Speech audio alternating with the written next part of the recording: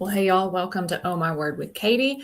As you may have found out on my last episode, today's episode is all about Lord of the Rings, and I'm so excited. But before we get to my chat with Doug McKelvey, I'm going to give you 10 Tolkien hot takes because alliteration. Now, I'm going to run through most of them really quickly, and then there's two that I'll talk about in more detail. All right, number one, it's okay to think the movies are better than the books at first. I mean, it's okay to think that in general. You're just wrong. Nobody's perfect. I'm not mad that they didn't include Tom Bombadil in the movie. I said what I said. Number three, The Hobbit should have been one movie. Do you hear me?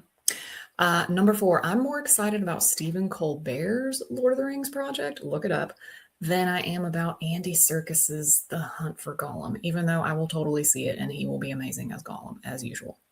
Number five, The Hobbit, talking about the book here, is not just for children, period.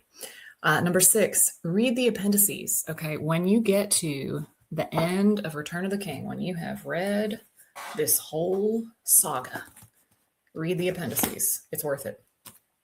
I don't know what number I'm on, but Rings of Power, if you've watched that on Amazon Prime, they should have cut the halflings storyline. And I don't mean in half, haha. I mean, they should have cut it. It's boring. Make it better or cut it. Finally, number seven, the chapter of the Silmarillion about Turin Turambar is my favorite tragedy ever, and that includes a Shakespeare. Now, the two that I want to talk about in more detail. First of all, Boromir's death scene. Sorry, spoilers, you should know this, but anyway, Boromir's death scene is better in the movie. I said what I said. But the scene that's better in the book that stands out the most to me is Éowyn slaying the Witch King. And yeah, I'm about to read it. Okay, so as you may know, Éowyn disguises herself as a man so she can go to the Battle of the Pelennor Fields. And she is confronted with the Witch King, who next to Sauron is just like the big bad in the whole story. So the Witch King says, "Come not between the Nazgul and his prey, or he will not slay thee in thy turn. He will bear thee away to the houses of lamentation beyond all darkness, where thy flesh shall be devoured and thy shriveled mind be left naked to the lidless eye." A sword rang as it was drawn. "Do what ye will, but I will hinder it if I may." "Hinder me? Thou fool. No living man may hinder me." And Mary, the hobbit, is nearby. Then Mary heard of all sounds in that hour the strangest. It seemed that Dernhelm laughed. Dernhelm is Éowyn's disguise. It seemed that Dernhelm laughed, and the clear voice was like the ring of steel. "But no living man am I. You look upon a woman. Éowyn I am, Éowyn's daughter. You stand between me and my lord and kin. Begone if you be not deathless. For living or dark undead, I will smite you if you touch him." And it goes on. And Mary the Hobbit does play a part in the slaying of the Witch King as well. But why I love the book version better is because she literally laughs in the Witch King's face, y'all. I'm sorry, but you can't top that. Now, Miranda Otto was fabulous as Éowyn in the movies. She's amazing and wonderful. You know, "I am no man," and she rips off the helmet. And it's great. And realistically, that's probably what she should have done instead of like laughing and making a speech, and giving him a chance to kill her first. But I just love that she laughs in his face. I don't know. It's very satisfying. So anyway, those are my 10 Tolkien hot takes. Let me know what yours are. And in the meantime, enjoy part 2 of my conversation with Doug McKelvey.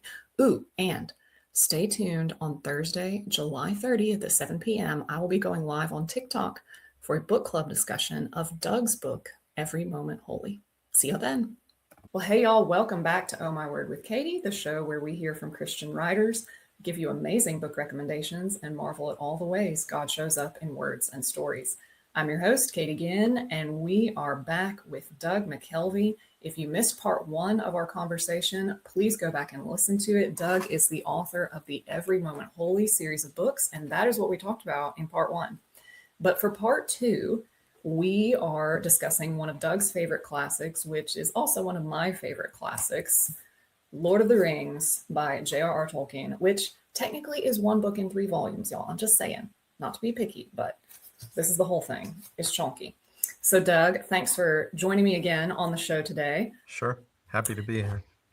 So tell me about when you first read this book. Like what was your context and how did you kind of get introduced to it? I can remember as a kid, there were some bookshelves for whatever reason out in the garage. We had a number of bookshelves in the house, but for some reason there were some books that were relegated to the garage. And occasionally as a kid, I would just kind of see what was up there. And I remember seeing a title, The Hobbit, and looking at that. I think it was actually something that my uncle had maybe given my mom at some point. She had never read it. And I was kind of curious about that one, but it probably had to do with the church that I was a part of at that time. That I was there was also something that was setting off alarm bells where I was very kind of suspicious of it, that, oh, I don't know if this is good. There was probably just something about the fantasy genre that, it had a wizard in it, when I read the back cover or something. So I didn't want to mess with that. So I put it back. But it was probably, I think it was when I was 13 that I finally delved into The Lord of the Rings. And I think I had read The Hobbit by that point. But at 13, I started reading The Lord of the Rings, and I was just drawn in to it immediately, and got to live in that world for however many weeks it took for me to read the 3 books, and didn't want to leave it. When I was done, just was hungry for more, wanted to go back and be able to exist in that space that Tolkien had created. I think there were a lot of things I was responding to that I wouldn't have even been aware of at the time, or had words for, or known how to articulate. But part of what I was responding to was the care with which Tolkien had crafted that world, and the depth of it, such that he had spent all those years, had created the languages for the elves and the dwarves and the orcs, and had created those extensive histories of his world. And so the stories, what's actually written as the text of The Lord of the Rings, is in a way the tip of the iceberg. Oh, yeah. Yeah. And there are so many layers underneath it. A few years back, I wrote an essay for the Rabbit Room online blog, and I titled it For the Love of Layered Things. And I don't know if I referenced The Lord of the Rings or Tolkien in that essay, but was definitely drawing on those kind of ideas, that as a writer, one of my goals is to create pieces that have enough of a layered depth to them, that for those few readers who might go deeper into it, that there are rewards. So one of the supreme models that I have for that is Tolkien and what he did with The Lord of the Rings.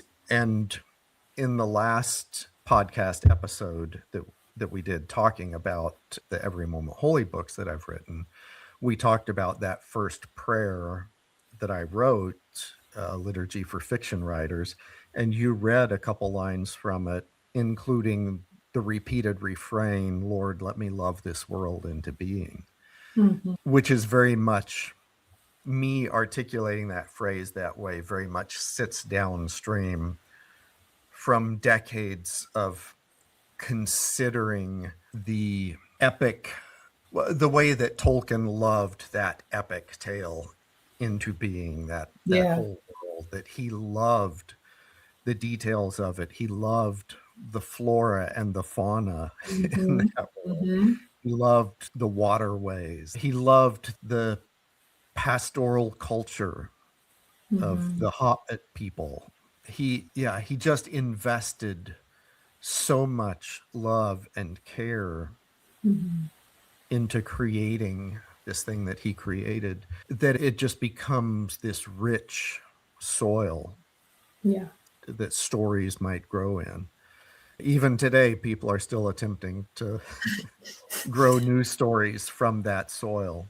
I don't think it's a stretch to say that the entire fantasy genre that we have now owes almost everything to Tolkien. I was about to say, You know, not now quite some of everything, but them, a whole lot. yeah, there are some authors who are consciously trying to react against Tolkien and the things Yes. he established, and who are creating fantasy worlds that are drained of meaning and morality and that sort Mhm. of thing, kind of indirect attempt to counter Tolkien's redemptive narrative, but they're still responding Mhm. in some way to what he established. Yeah. And so you talk about how much work he put into creating this world, and it impacts our faith, but it's different than, say, how the Chronicles of Narnia by C.S. Lewis might impact our faith. At least to me, it seems like it's different. Not only because it's more epic or whatever, but Tolkien and Lewis had a pretty sharp disagreement when it came to allegory. And so C.S. Lewis, everything is very explicit. It's very upfront. Aslan is Jesus, the White Witch is Satan. And it's almost like maybe not quite every character, but all the events are like a direct allegory for our Christian journey. And those books are wonderful and beautiful. And they kind of make you think. Lord of the Rings is different because he wanted it to be applicable to the Christian faith, but not like it's not like Gandalf is Jesus. So are there moments, I don't know, in the story itself that you've read or gone back to over and over, or that you read at a particular moment that it just hit you in your spirit? The bigger question would be, would I now, thinking back over the multiple times I've read it over almost 50 years, would I even remember those things? I'm a person who tends to not make notes on things, and I Mm. forget most things pretty quickly. So I know that it worked on me subtly. Mm-hmm. Mm-hmm. And I actually, while I find very powerful moments in the Narnia Chronicles and things that did probably even nudge my theology along the way, I did not ever read the Narnia Chronicles until I was in college. Actually, that Mm-hmm. was not something I was introduced to as a kid. But there were powerful moments, but I did have a sense in reading those books, and I don't want to make it sound like I don't have a great appreciation for them, because I do. And Mm-hmm. Lewis's nonfiction writings had significant impact on me as well as a young adult. So I have great appreciation for him. But my sense was, oh, these were kind of hastily written. Yeah, he kind of threw Father Christmas and all the different mythological characters into one thing, and Yeah, there was that aspect of it where it felt like, okay, this wasn't carefully worked through. This world was not carefully created in the way that the Lord of the Rings yeah, world of Middle Earth was created. yeah. It feels more like Lewis was adding ideas as they occurred to him in the writing of it. And Mm-hmm. so it takes me back to the love that Tolkien invested in the creation of Middle Earth. I recently, a couple of years ago, heard someone define love as focused attention. That it's not you say, oh, I love this thing, I love this person. No, ask yourself, what am I giving my focused attention to? That is the Mm-hmm. thing or the person I'm actively loving, Mm-hmm. because that's what love is Yeah. focused, caring attention. So the way that Tolkien loved the world of Middle Earth into being, the decades of focused attention that he gave Mm-hmm. to that project, it had a lot to do with shaping how I view what stewardship means as a follower of Mm-hmm. Jesus. Mm-hmm. What does it mean to steward the gifts that I've been given unto the service of others, unto the building of the kingdom of God? Mm-hmm. Some of those labors are going to be unseen by anyone but God. It's not as if we read The Lord of the Rings with this ongoing conscious appreciation of the decades that Tolkien spent creating the infrastructure of the world that undergirds the part of the Mm-hmm. story that we're actually hearing or reading and enjoying. But also, I think ultimately where that leads, maybe the finest expression of it, I recently heard articulated by Alan Levi, the author of Theo of Golden. And I've known Alan for a number of years. It was probably at least a decade ago that I first encountered him and met him at a conference. But he was doing a podcast interview with Russell Moore. And Alan said something along the lines of, he recounted that he wrote this book. He enlisted the help of his niece, that together they were going to try to see what they could do with self-publishing this book. And she came to Alan with the question, what is our measure of success? What's the metric that we're going to use to judge whether we've been successful with this or not? And he told her, and these words in the mouths of most people, I would question the sincerity. Yeah. But with Alan, knowing him enough to know that, no, this is absolutely where his heart is. He told his niece, as far as I'm concerned, this book is already a success because I was able to bring it to the point of completing it. I finished writing it. And that means at the end of my life, it's something that I can carry to Jesus and say, I made this for you. And that statement from Alan has really worked on me since it caused me to be a bit more introspective in terms of what my own motives are and my own measures of success and the ways in which my sense of stewardship might still involve too much of a commercially successful sort of measuring stick or grid. It's been a joy to see how well received Alan's book has been and how meaningful it's been to people and how much people have loved that story.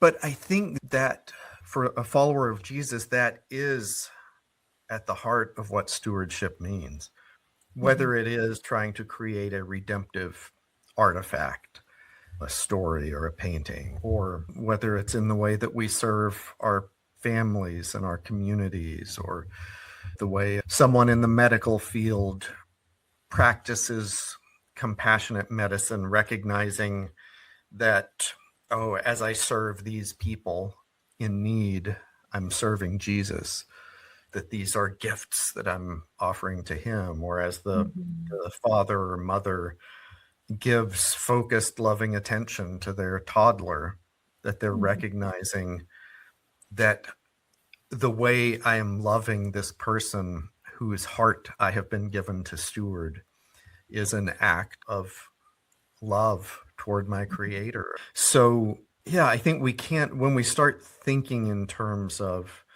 what it means to love a story, a world into being, or to steward in a loving way any sort of gift we're given, that we pretty quickly find ourselves in theological waters.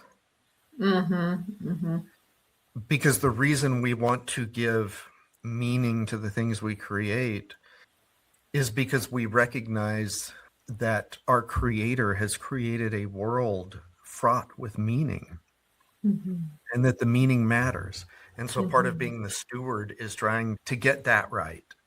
That when I was younger, I did a lot of writing that was just sort of an exercise in maybe showing, oh, here's what I can do with words. But it was offering nothing nourishing to people who might encounter it. Writing became much more difficult for me at the point that I recognized, oh, there's actually this thing called truth. And whether I am moving hearts and minds nearer to that or further away from it actually matters. So there's that level that made writing work in a way that it had just been play to me before. I was just going to say at the same time, and we know how much work like when you look at this book and the languages he created, and it was a lot of work. And then there was a lot of work that his son published and put together after Tolkien's death. And so a lot of work. But then you read The Hobbit, you read especially the first half of Fellowship of the Ring, and even just the big epic battle scenes, and you read what he wrote and you're like, he had fun writing this. Like he enjoyed the mess out of it. So it's both work and I don't know if I'd call it play, but he clearly got a lot of enjoyment out of it. Yeah. So we haven't talked about the plot or the characters very much. I think most people know the basic premise. There's an evil Lord Sauron who has this ring of power, and it's been found, and we can't let him have it. And so it has to be destroyed in the fires of Mount Doom, where it was originally forged. And Frodo volunteers to take the ring, and Sam goes with him. And it's just about these two little hobbits trekking across the world to do this, and all the other characters around them doing their part in this war against Sauron and this war against darkness. So, Doug, I'm curious for you, in the many times that you've read it, is there a character that you relate to most in the story?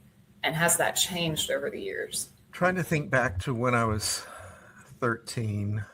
I think I was pretty taken. I had a fondness for the hobbits, primarily Frodo and Sam, and of course Bilbo in The Hobbit.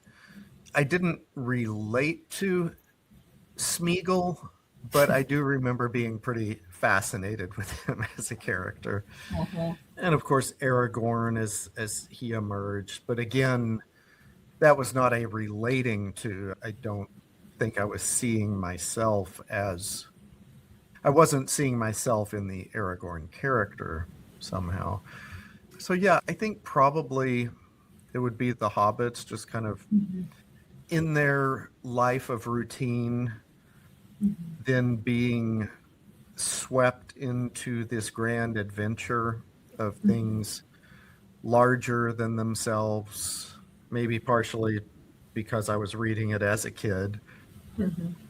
And we're probably in our childhoods more keenly aware of how we are not in positions of power. And That's true. Yeah.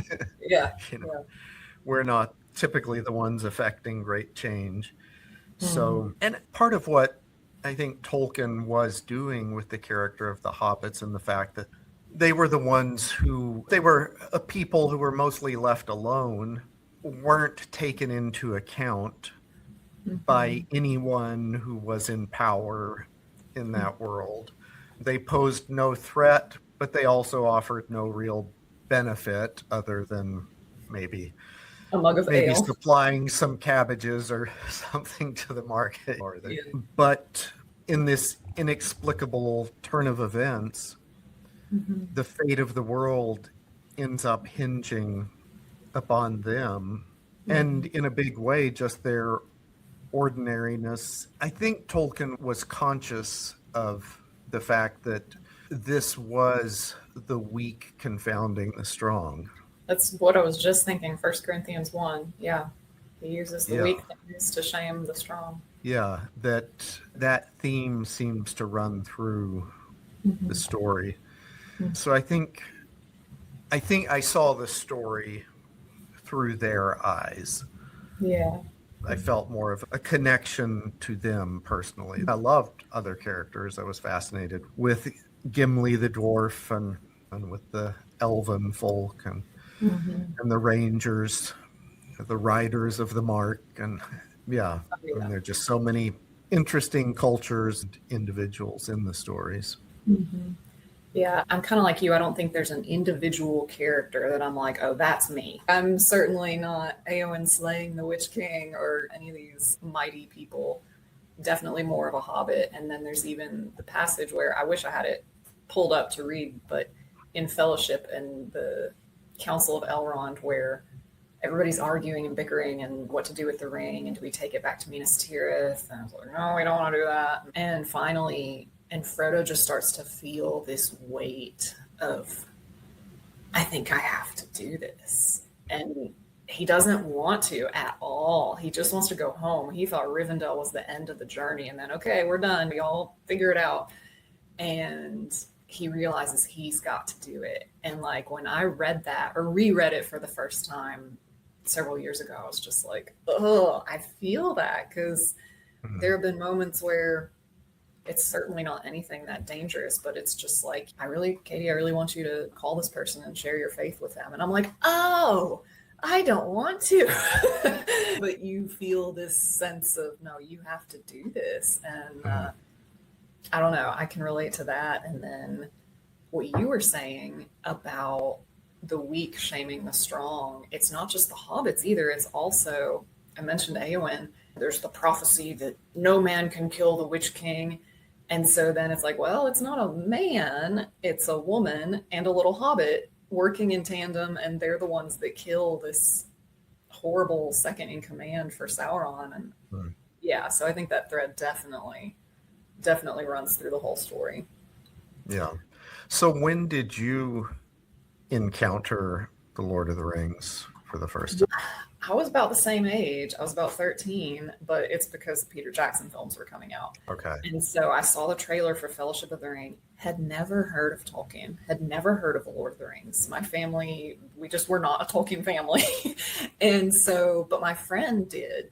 And so she's like, oh, you got to read it. You know, here's my copy of the book. And I kind of read the books as the movies were coming out. I think my parents and I rented Fellowship of the Ring on VHS and watched it at home. They were not a fan, but I enjoyed it, and then continued reading and continued watching, and recently finally got to see Fellowship of the Ring on the big screen for the first time for the 25th anniversary screening. So that was amazing. But yeah, I just got drawn into the world. And initially, because I was 13 and stupid, I just thought, oh, this is one of the few cases where I like the movie better than the book.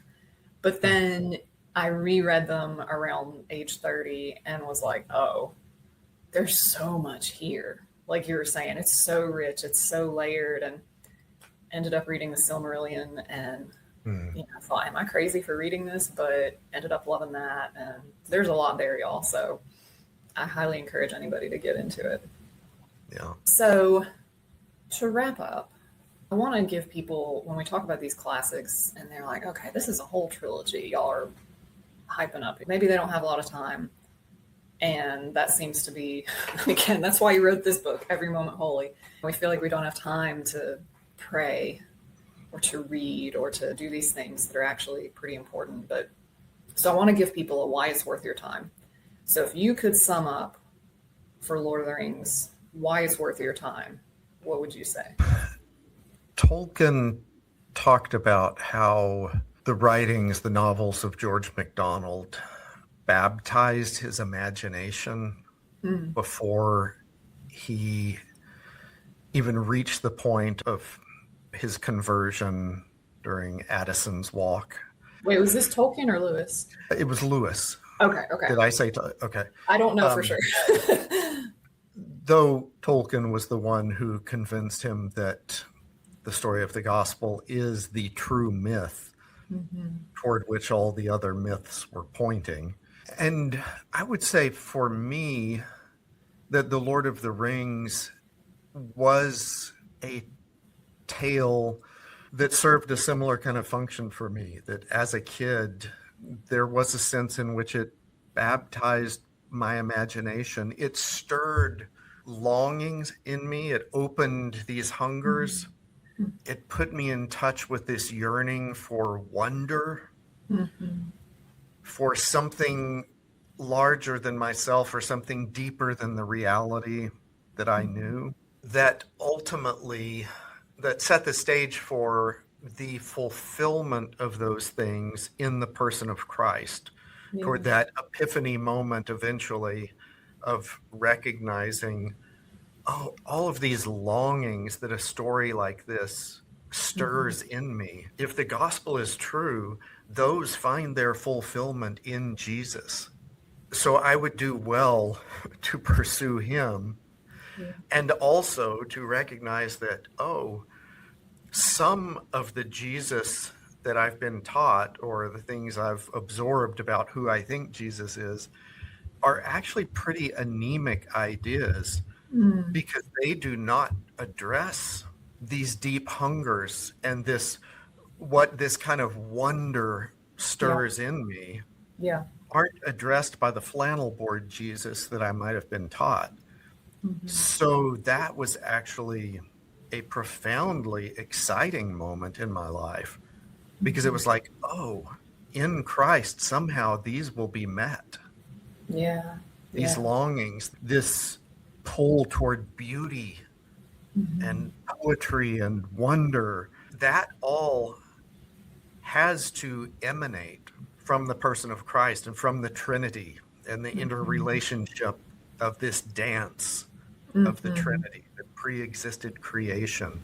Yeah. That all of these things that I long for, these hooks that have been set in my heart, that's what they're reeling me Yeah. towards.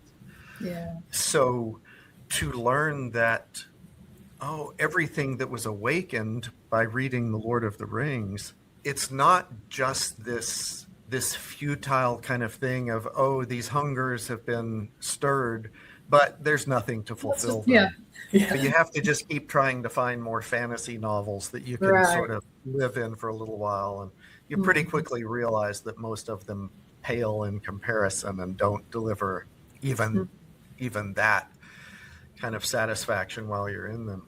But realizing, no, there actually is a fulfillment.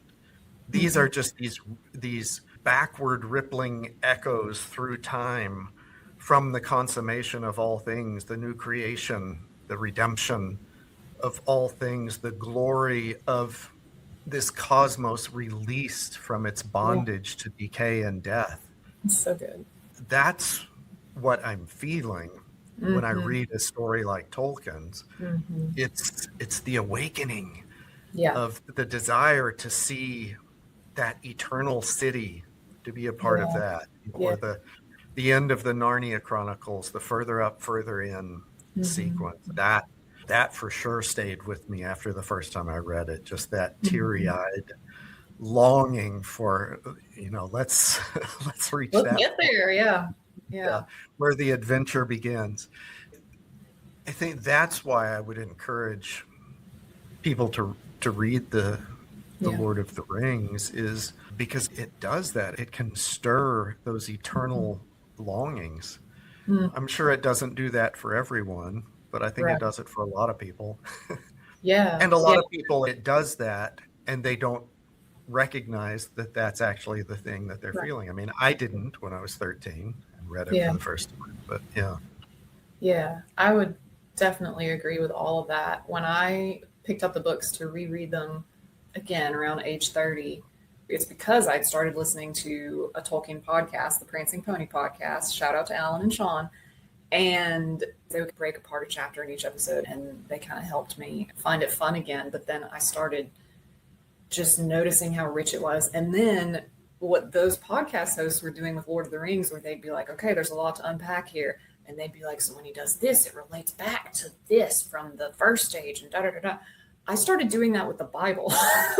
I would read scripture and I'd be like, oh, so when he does this here, it's referring back to, not that I'd never done that before, but you're absolutely right. Those longings are met in Christ. So if we pick up Tolkien and we see the beauty of the city of Minas Tirith, imagine the beauty of the New Jerusalem. If we see the beauty of how prophecy is fulfilled in some chick killing a dragon and its rider, imagine the fulfillment of the prophecies of Christ. It's mind-boggling to think that all the beauty that Tolkien created, it's not even close. There's a source for it, and it's so much richer and deeper.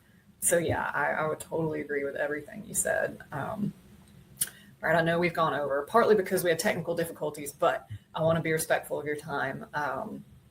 But Doug, thanks so much for being on the show and for discussing your book and Tolkien's work, and it's just been so much fun. Thank you, Katie. And y'all stay tuned for next month and my next guest, and I'm just excited. So I'll talk to y'all soon.